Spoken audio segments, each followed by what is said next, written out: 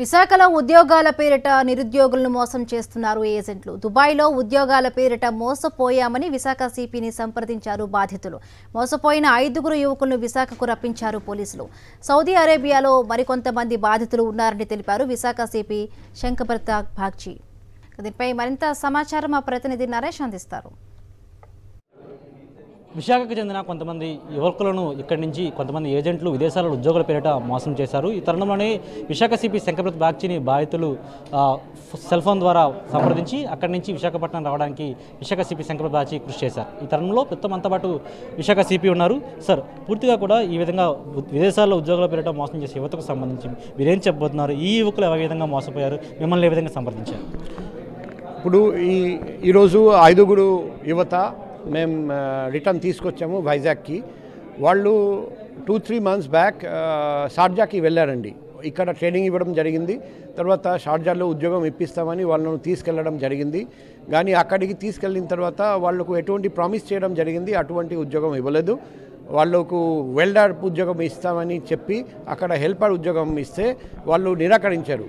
అప్పుడు వాళ్ళు చెప్పారండి, మేము రిటర్న్ వెళ్ళిపోతాం. కానీ అప్పుడు ఆ ఏజెంట్ నిరాకరించారు. సో ఎలా రిటర్న్ రావాలి, ఎటువంటి మార్గం వాళ్ళకు కనపడలేదు. అందుకే వాళ్ళు నా పర్సనల్ కాంటాక్ట్ చేస్తే నేను మా పోలీస్ వాళ్ళకు చెప్పి ఆ ఏజెంట్ని ట్రేస్ చేసి ఆ ఏజెంట్ ద్వారా వాళ్ళందరికీ ఒకవైపు తీసుకురావడం, మరోవైపు వాళ్ళు ఎంత డబ్బు కట్టారు అంతా వాళ్లకు ఇప్పించడం, ఇవన్నీ ఏర్పాట్లు చేశాము.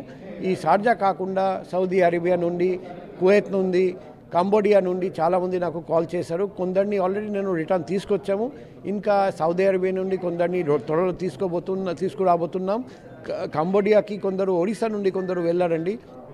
వాళ్ళు కూడా మాకు రిక్వెస్ట్ చేస్తున్నారు, మాకు రిటర్న్ రావడానికి ఏర్పాటు చేయండి.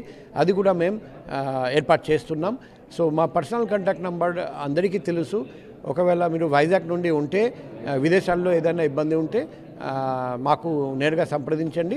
మేము సాధ్యంత వరకు హెల్ప్ చేస్తాం. సార్, ఈ విధంగా మోసం చేస్తున్న ఎవరైతే ఏజెంట్లు ఉన్నారో వారిపై ఎటువంటి చర్యలు తీసుకుంటారు? ఎటువంటి సెక్షన్ కింద కేసు ఫైల్ చేసే అవకాశం ఉంది? బాధితులకు ఏ విధంగా న్యాయం చేస్తారు?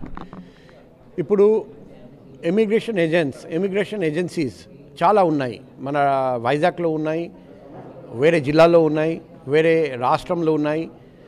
సో వైజాగ్ నుండి కొందరు మన వైజాగ్ ఏజెన్సీ ద్వారా బయటికి వెళ్తున్నారు. కొందరు హైదరాబాద్ ఏజెన్సీ, కొందరు ముంబై ఏజెన్సీ, కొందరు ఢిల్లీ ఏజెన్సీ, రకరకాల ఏజెన్సీ దగ్గరికి వెళ్ళి బయటికి వెళ్తున్నారు. చాలామందికి ఉద్యోగాలు వస్తున్నాయి, చాలామంది మోసపోతున్నారు కూడా. ఇది పరిస్థితి. పూర్తి స్థాయిలో 5 బాధితులను షార్జా నుంచి విశాఖపట్నం తీసుకురావడం జరిగినట్లుగా విశాఖ సిపి శంకర్ప్రతాప్ బాగ్చి తెలియజేశారు. విడుదల శంకర్తో నరేష్, సాక్షి టీవీ, విశాఖపట్నం నుంచి.